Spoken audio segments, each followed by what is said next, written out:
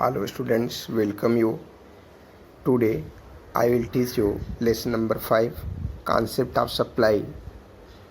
What is supply and the characteristics of supply, the law of supply, assumptions of supply. Number 5 concept of supply, पूर्ति की अवधारणा। जैसा कि हमने आपको बतलाया कि किसी भी वस्तु एवं सेवा का मूल्य निर्धारण उस वस्तु की मांग एवं पूर्ति पर निर्भर करता है। इसलिए वस्तु की कीमत निर्धारित करने के लिए उस वस्तु की मांग एवं पूर्ति का विश्लेषण करना आवश्यक है। पूर्ति का अभिप्राय है उस वस्तु की वह मात्रा जिसे एक विक्रेता एक निश्चित समय में एक निश्चित कीमत पर बेचने को तैयार रहता है।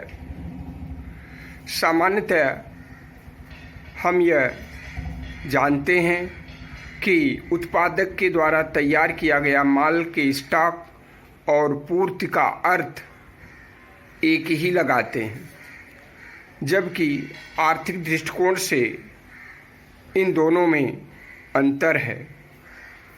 पूर्ति से तात्पर्य है कि पूर्ति स्टॉक का एक भाग होता है जिसे उत्पादक विक्रय करने के लिए एक निश्चित अवधि में तैयार रहता है। इसे हम एक उदाहरण के द्वारा स्पष्ट कर सकते हैं। जैसे मान लिया कि एक उत्पादक अपने तेल मिल में 100 टिन तेल का उत्पादन करता है, तो ये सभी 100 टिन उसके द्वारा तैयार माल का स्टॉक कहलाएंगे।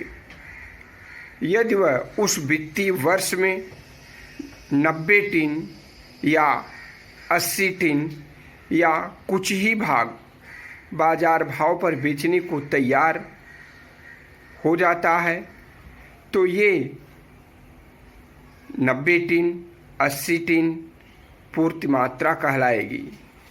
इससे तात्पर्य यह निकलता है कि पूर्ति स्टॉक का एक भाग होती है जिसकी कुछ मात्रा एक निश्चित अवधि अथवा एक निश्चित समय पर एक निश्चित कीमत पर बाजार भाव में बेचने के लिए उपलब्ध रहती है। पूर्ति को प्रभावित करने वाले तत्व। पूर्ति को प्रभावित करने वाले निम्न तत्व हैं। नंबर 1, वस्तु की बाजार कीमत। जब किसी वस्तु या सेवा की बाजार कीमतें अधिक होती हैं तो उत्पादक अधिक लाभ प्राप्त करने हेतु उत्साहित होकर के अपने उत्पादन की मात्रा को बढ़ा करके पूर्ति की मात्रा को बढ़ा देते हैं, जिससे अधिक पूर्ति होने पर वस्तुओं की कीमतों के अधिक होने पर उसे अधिक लाभ प्राप्त होता है। इसके विपरीत यदि बाजार में उस वस्तु या सेवा की कीमत कम है तो उत्पादक उस वस्तु या सेवा का उत्पादन भी कम करता है, जिससे पूर्ति जो है वस्तु की बाजार कीमत से भी प्रभावित होती है।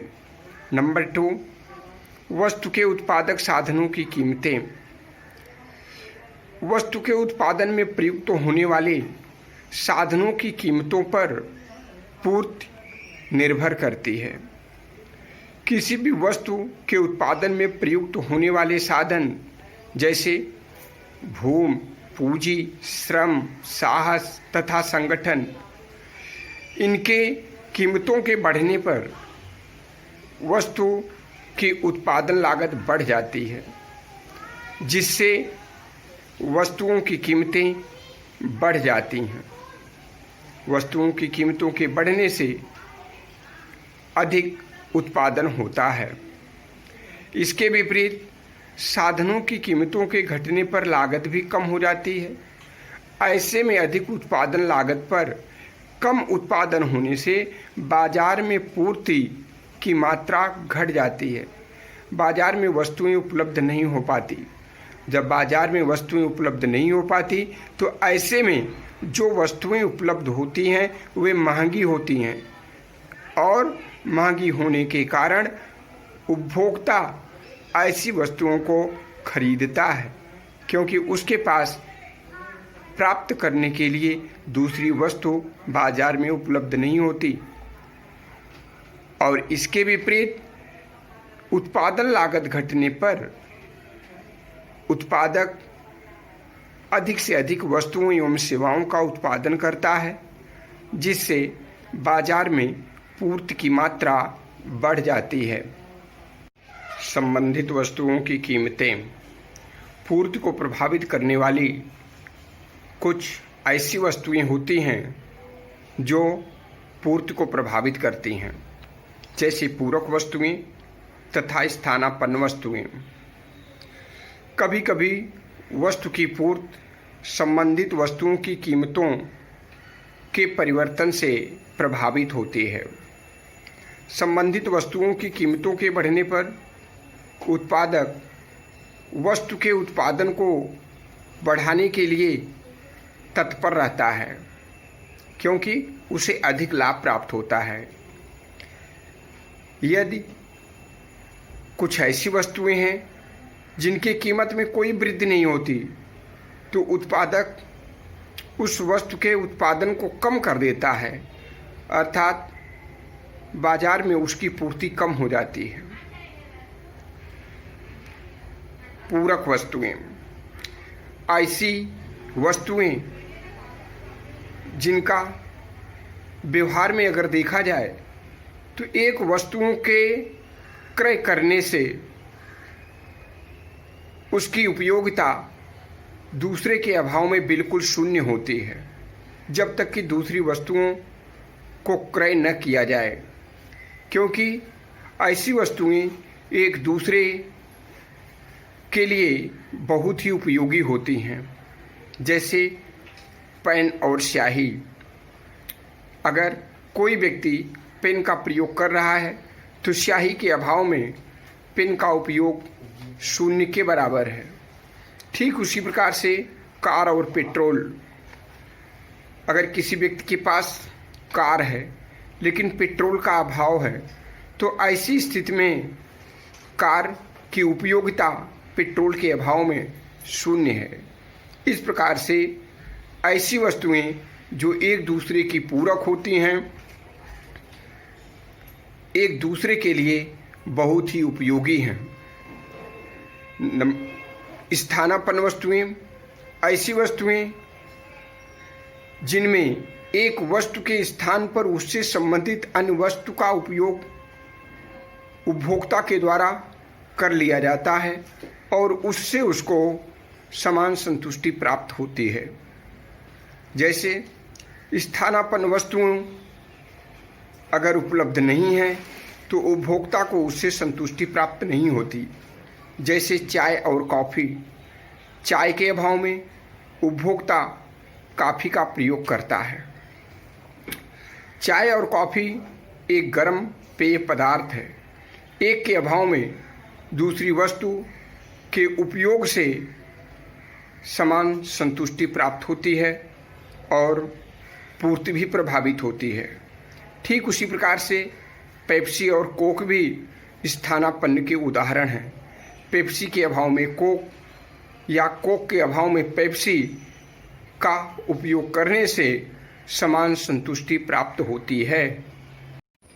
नंबर 4, तकनीकी या प्रौद्योगिकी परिवर्तन। तकनीकी या प्रौद्योगिकी परिवर्तन के कारण पूर्ति प्रभावित होती है। जैसे समय के साथ साथ नई नई तकनीकों का विकास होता है, जो कम समय तथा कम लागत पर अधिक उत्पादन प्रदान कर सकती हैं, जिससे बाजार में पूर्ति की मात्रा बढ़ जाती है और उत्पादकों के लाभों में एकाएक वृद्धि होने लगती है। इससे तकनीकी एवं प्रौद्योगिकी परिवर्तन करके उत्पादन की मात्रा को बढ़ाया जा सकता है तथा उत्पादकों के द्वारा अधिक से अधिक लाभ प्राप्त किया जा सकता है, जिससे पूर्ति में वृद्धि हो जाती है। नंबर 5, विशेष अवसर। भारतीय अर्थव्यवस्था में त्योहारों एवं उत्सवों का विशेष महत्व है। ऐसे समय में उपभोक्ताओं द्वारा विभिन्न प्रकार की वस्तुओं एवं सेवाओं की मांग में वृद्धि हो जाती है। ऐसे कंडीशन में उत्पादक विशेष पूर्ति हेतु लाभ प्राप्त करने का प्रयास करता है और अधिक से अधिक उत्पादन करके अधिक से अधिक लाभ प्राप्त करने का प्रयास करता है, जिससे वस्तुओं की पूर्ति की मात्रा बढ़ जाती है। नंबर 6, आगतों की गुणवत्ता। जैसा कि आपको पता है कि कई बार अच्छे किस्म के बीज जैसे हाइब्रिड, इस प्रकार के बीजों का उपयोग करके पैदावार में अत्यधिक वृद्धि की जा सकती है। अत्यधिक वृद्धि होने से लागत भी कम होती है और पूर्ति की मात्रा में भी वृद्धि होती है। नंबर 7, परिवहन लागतें। बेहतर परिवहन सुविधाओं के कारण लागतें कम होती हैं। जितनी ही लागत कम होगी उसका सीधा प्रभाव परिवहन मात्रा पर पड़ता है और पूर्ति की मात्रा में वृद्धि हो जाती है। इस प्रकार से ये विभिन्न प्रकार की जो विशेषताएं हैं जिसके कारण पूर्ति प्रभावित होती है एवं पूर्ति की मात्रा में वृद्धि होती है। इससे उत्पादक को अधिक से अधिक लाभ प्राप्त हो सकता है। पूर्ति का नियम। पूर्ति के नियम से तात्पर्य ये है कि एक निश्चित समय पर वस्तु विशेष पूर्ति की मात्रा और उसकी कीमत में फलनात्मक संबंध को व्यक्त करता है। पूर्ति की जाने वाली वस्तुएं और उसकी कीमत में सीधा संबंध होता है, प्रत्यक्ष संबंध होता है। इसे एक फलन के रूप में व्यक्त किया जा सकता है। Sx equal function P, supply for X commodities that is equal function P। इसका तात्पर्य ये है कि X वस्तुओं की पूर्ति उस वस्तु की कीमत पर निर्भर करती है। जैसे कि अन्य बातों के समान रहने पर, यहाँ पर अन्य बातों से तात्पर्य है उपभोक्ता की आदत, फैशन, रुचि, आय, इनमें कोई भी परिवर्तन नहीं होना चाहिए, बल्कि इन सब के समान रहने पर जब वस्तुओं की कीमतें बढ़ती हैं तो पूर्ति बढ़ जाती है और कीमत के घटने पर पूर्ति भी घट जाती है। इससे स्पष्ट है कि कीमत और पूर्ति में सीधा प्रत्यक्ष एवं धनात्मक संबंध होता है। इसे ही पूर्ति का नियम कहा जाता है। पूर्ति का नियम ये बतलाता है कि कीमत और पूर्ति समान दिशा में गतिशील होते हैं, अर्थात वस्तु की कीमत और पूर्ति में प्रत्यक्ष और धनात्मक संबंध होता है। इसे हम एक रेखा चित्र द्वारा स्पष्ट कर सकते हैं। OX एक्सिस पर या अक्ष पर पूर्ति की मात्रा तथा OY अक्ष पर कीमत को दिखाया गया है। पूर्ति वक्र SS बाएं से दाएं ऊपर की ओर बढ़ता है। इसका कारण यह है कि जैसे जैसे उत्पादक कीमत बढ़ता है पूर्ति की मात्रा में वृद्धि हो जाती है और कीमत के घटने पर पूर्ति में भी कमी हो जाती है। जैसे रेखा चित्र में यदि कीमत OP है तो पूर्ति की गई मात्रा OQ है। कीमत के बढ़ने पर अर्थात OP से बढ़कर OP2 हो जाती है तो पूर्ति की जाने वाली मात्रा OQ से बढ़कर OQ2 हो जाती है। परंतु जब इसके विपरीत जब कीमत OP से घटकर OP1 हो जाती है तो पूर्ति की मात्रा भी OQ से घटकर OQ1 हो जाती है। इसलिए यह कहा जा सकता है कि कीमत और पूर्ति में सीधा, प्रत्यक्ष एवं धनात्मक संबंध होता है, जिससे यस कर्व, सप्लाई कर्व, पूर्ति वक्र बाएं से दाएं ऊपर की ओर उठता है। पूर्ति के नियम की मान्यताएं। पूर्ति के नियम तभी लागू होते हैं जब कुछ शर्तों को, कुछ मान्यताओं को एक्सेप्ट करना पड़ता है, तभी कीमत के बढ़ने पर पूर्ति बढ़ती है तथा कीमत के घटने पर पूर्ति घटती है। इसलिए इन मान्यताओं को एक्सेप्ट करना आवश्यक है, तभी पूर्ति का नियम लागू होगा, अन्यथा नहीं। नंबर 1, वस्तु विशेष के उत्पादन साधनों की पूर्ति और कीमतें स्थिर रहें। कहने का तात्पर्य यह है कि कुछ ऐसी वस्तुएं होती हैं जो विशेष, जैसे अवसर है, त्योहार है, पर्व है, ऐसे समय में उसकी मांग बढ़ती है और उस समय वस्तु की कीमतें बढ़ती हैं और पूर्ति भी बढ़ती है। तो साधनों की पूर्ति और कीमतें दोनों स्थिर होना चाहिए, उसमें कोई भी परिवर्तन नहीं होना चाहिए। नंबर 2, वस्तु विशेष के उत्पादन की तकनीक स्थिर हो। किसी प्रकार की टेक्नोलॉजी का प्रयोग नहीं होना चाहिए। जो भी टेक्नोलॉजी है वो स्थिर हो, उसमें कोई परिवर्तन नहीं होना चाहिए। नंबर 3, वस्तु विशेष के प्रति क्रेता एवं विक्रेता दोनों की रुचियों में परिवर्तन नहीं होना चाहिए। उनकी रुचि, इच्छाएं स्थिर होनी चाहिए। नंबर 4, वस्तु विशेष की पूर्ति विभाज्य हो। पूर्ति की जाने वाली वस्तुएं विभाजित हों ताकि हम उसको 2 खंड में या 3 खंड में या अधिक खंडों में डिवाइड कर सकें। नंबर 5, वस्तु विशेष से संबंधित वस्तुओं की कीमतें स्थिर हों।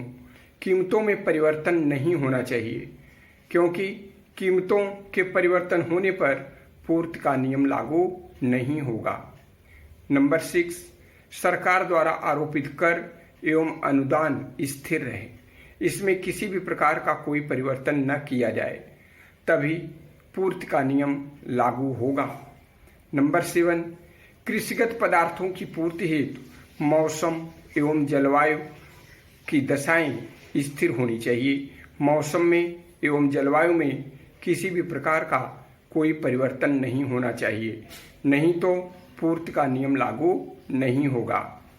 नंबर 8, कृषिगत पदार्थों की पूर्ति उसकी कीमत की तुलना में समयावधि के पश्चात ही परिवर्तित हो पाती है। समयावधि से पूर्व उसमें किसी भी प्रकार का कोई परिवर्तन नहीं होता। इन समस्त मान्यताओं के आधार पर ही पूर्ति का नियम लागू होता है। यदि इन मान्यताओं को एक्सेप्ट न किया जाए तो पूर्ति का नियम लागू नहीं होगा तथा कीमत और पूर्ति में सीधा प्रत्यक्ष संबंध भी नहीं होगा, बल्कि उल्टा संबंध होगा। इसलिए इन मान्यताओं के आधार पर हम कह सकते हैं कि कीमत के बढ़ने पर पूर्ति बढ़ती है तथा कीमत के घटने पर पूर्ति भी घटती है।